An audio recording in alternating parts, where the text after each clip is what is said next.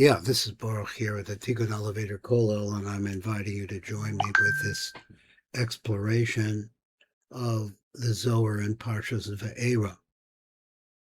And as we say every time, it says that we can't get through the whole Parsha. It's just too big for us to be able to see every part of it. There may be some Parshas later on that will be much smaller, but these right now got a lot to say. So let's get into it. We're going to read from the Matok Midrash, which is down below. And we're going to go through a couple of, well, actually 3 paragraphs that I'd like to see what the Zohar is saying.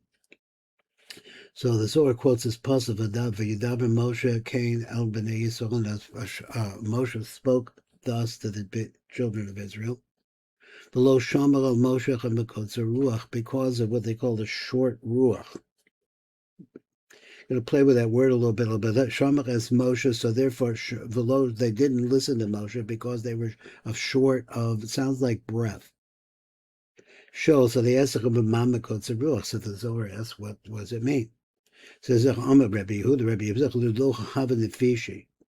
Shlo Hoya Lechem Zman. The Fishi means Zman. Enough shad the Shvois, to sit down, V'lo Noach, and wrestle a little bit, the Malachtam, from the word they had to do, Mishim HaGazera, because Mishim HaGazera, because it was a big decree put out onto them, Luchu Ivdu Go, Avdu,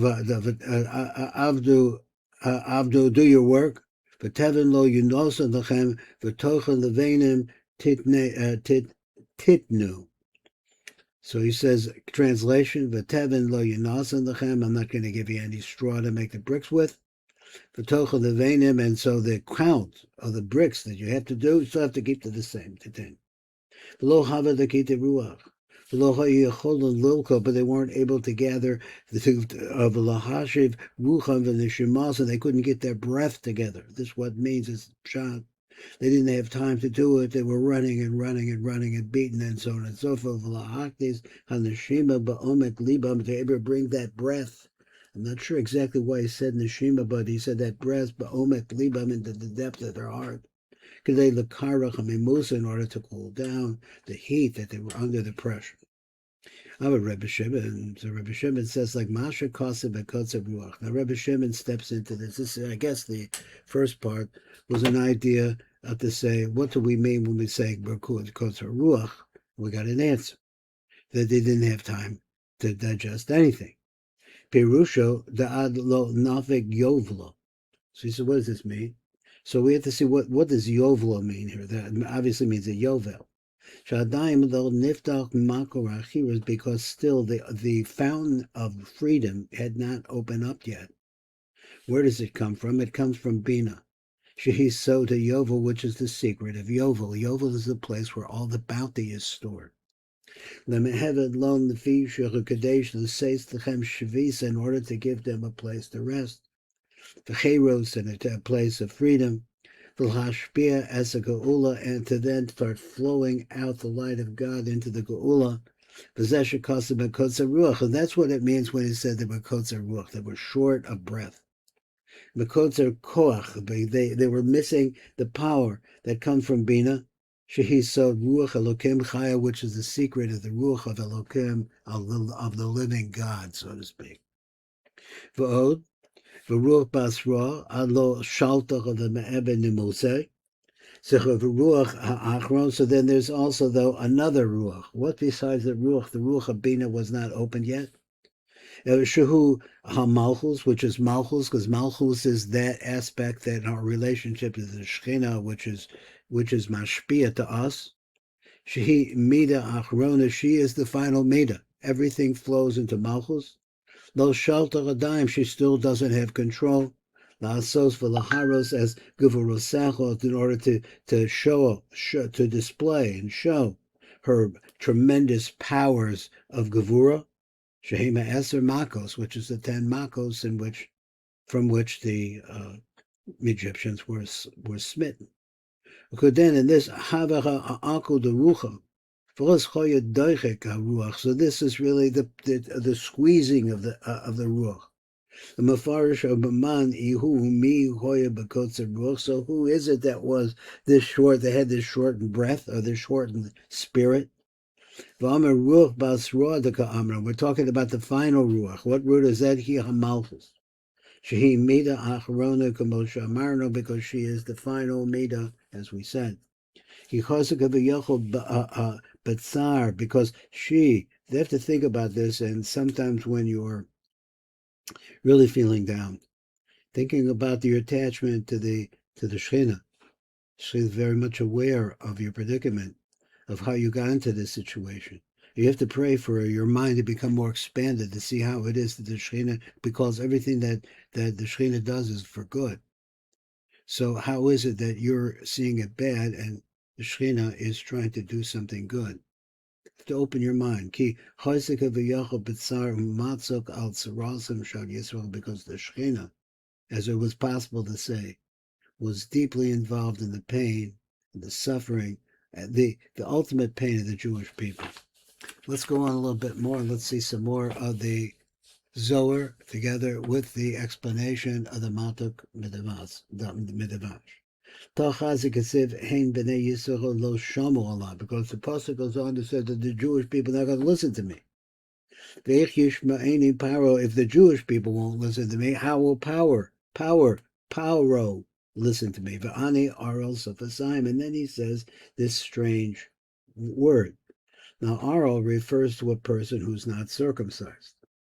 He refers to himself saying, Arel Safasai, I have uncircumcised lips. Now, what does that mean? Arel Safasayim, he said that phrase, the lips, which are in Arla. Pirush Rashi Atum Safasayim. Rashi says that it means that the lips are closed.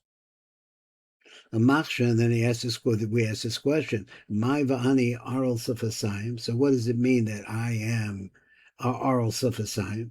Because Fasav Shel Moshe Hoya Otumos, his lips were sealed in such a way, Shelo Hoya Yochel Ladaber, that he wasn't able to talk. It was like his lips were stuck together. That's Aral Safasayim. I'm thinking Aral Safasayim means that my lips are not kosher enough. That's what I think. What he would say, they're not kosher enough, so to be able to speak your words. Okay, that's what I think. So he says, and that's what it reads over here. Lo ish devarim anochi. Now he goes here. We're going to go in a different direction. Ki covered peh, covered lashon anochi, because then he said, I have what? A heavy tongue, a heavy mouth, a heavy tongue. Is what I'm like. V'kutra berichu ha osif. But then the Kodesh Baruch Hu says, it's a little bit insulting. V'Kodesh Baruch Hu Heishi v'Amalo mi sam peh la'adam. Who gave man a mouth? It's only on Hashem. HaKadosh Baruch Hu Anochi Ehyeh im picho, I will be with your mouth. And he says all these things. He says, don't worry about it. You think that he wasn't with Moshe? That every word that Moshe said was not in harmony with the Kodesh Baruch Hu? You want to think that it wasn't, Hashem wasn't with him? Now Moshe says like this. He comes in, and this phrase, Ani Aral Safasayim. I have uncircumcised lips. Veni Yochel Ledaber, and as a result of that, I'm not able to speak. Now, what does that mean? Aral Safasayim. Ihochi Azku Milid Avtach Le Kutra Barichu Begad Misa. He said, what does this mean? Im came Heichon. So what is that Hashem said to him, who Daber what he spoke about, the trust that he had the shel va'anochi ekye. I keep saying ekye, but it's ehye. Va'anu ehye im picho, and I will be with your mouth. Shehavtiach lo Kodesh Baruch b'tachila, because the Kodesh Baruch Hu promised them at the beginning. So what happened to all of that? Now we have to have an answer to this, and this is where we're coming over here at this Zohar, as we're coming to a little bit to the last paragraph. Mataretz ela raza ihu, but there's a secret in all of this conversation. The Aral Safasayim and so on and so forth. Kotzar ruach. Aliyesh b'zeh sod. What's the sod? Ki Moshe kala. Moshe, who was really rooted in I think in Das. I mean, he said it several times, but I have no memory. But it's rooted in a very high place. Ki Moshe kala Moshe hoya merkava ela teferes. He is what carries teferes. Teferes is chesed gvur. Teferes, that's Hod Yisod. Shehem shorish hakol. And he wants us to understand that in teferes is where the lungs and the heart are located. And in that place, he says that this is the root of where voice comes from. V'diber ihu milo delay, the diber ihu milo delay haba begalusa. So there's two different aspects he wants to point out there. So let's read it here. V'hadiber shu hadiber shalo. So that when we speak about speech, that is Moshe speaking, so the Malchus Choseh Begalus is the secret of his relationship with Malchus, which is in Galus. Now, in other places, I think he's going to explain it well. We're seeing here that Malchus is the aspect of Deber, just women on the phone. Just the female aspect speaks. And Moshe is saying, I'm not the female aspect, I'm the male aspect. The male aspect is pure voice. The refinement of the voice into different parts, that's the female aspect. That's Malchus. That's a Schechinah that she gives out to her children. V'hine, he says, Hadiber hu ha'chatek meforish as a kol. So the diber is what cuts up and explains the concept of voice. Voice is pure, like ah. But until you read it, or you still start breaking it up, he's saying that's Malchusdik. That's Malchus' thing. That's not Moshe's thing. Ki ha-Malchus, hi ha-motzia kol pe'ulas and teferes el, because Malchus, what it does, all the actions that the voice implies, just the voice by itself, she is the one called pe'ulas and teferes, that is what Ezer Anpin wants to do, el, she brings them out into the open. In other words, she defines them, she carves them, she makes them. And she herself, though, at this point, there's nothing for him to say or for nothing for to do. So he said, but she herself needs to be megual. What's the right? Megala? What's the right word? Redeemed. I like megual, but maybe nobody uses that. V'hava ihu atim the parsha milam l'chein choyim Moshe arol safasayim. So there his lips were stuck together, milafarish adavarim, in order to be able to speak out the details. What's actually going to be said to Paro? What's actually going to, the actions that are going to take place? Again, because of this, that's why Moshe said, how will Paro be able to understand me or to listen to me? Because he has caused a tremendous exile to fall upon my Shekhinah. Let me try to, my words, the words that I want to make. That's she, that's Malchus, Begalusa, she's in Galusa with us, delay. That is in the Galus. Let's find out what he meant by Shalo in his own Galus. Now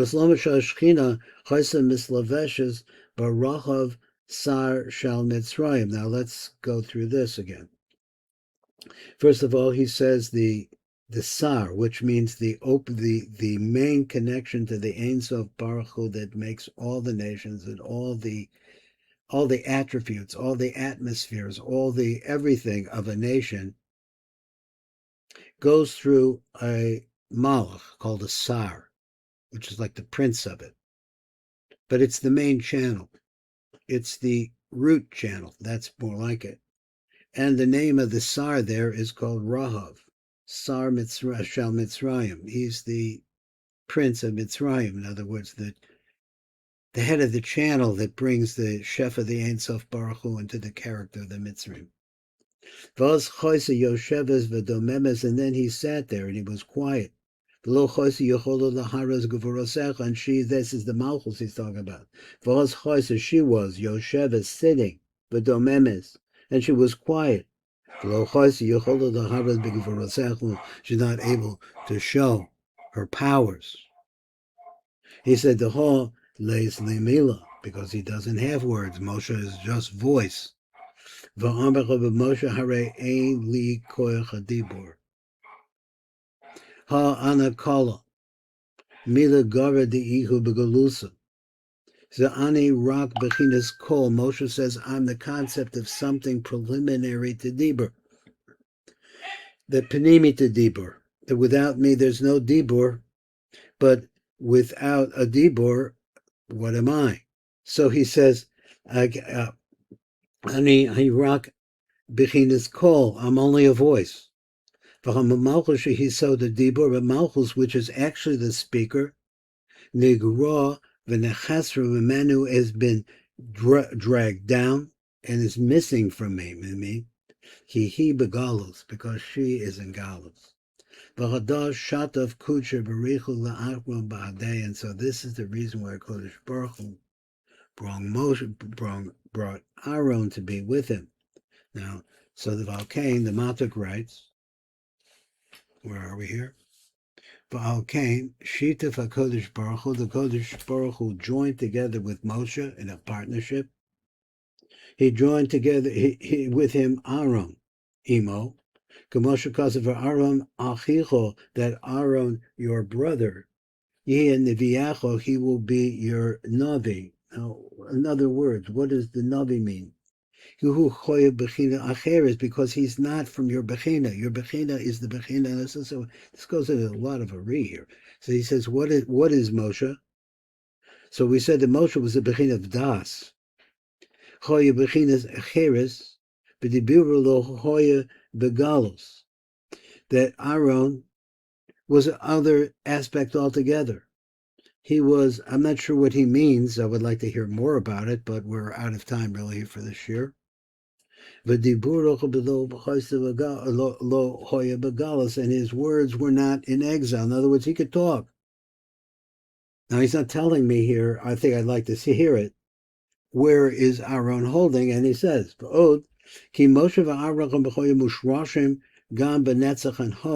also, besides their normal place, which is Aaron usually should be considered to be on the right arm, but here also the right and the left legs. Shehem Sod Trin Sefasayim Yachad, which is also the two lips, the metaphor, are also called Netzach and Hod. Umevin Bein Shenehem Nigbar Adibur, and between the two of them, okay, there are Netzach, one is Hod, so Moshe is probably Hod.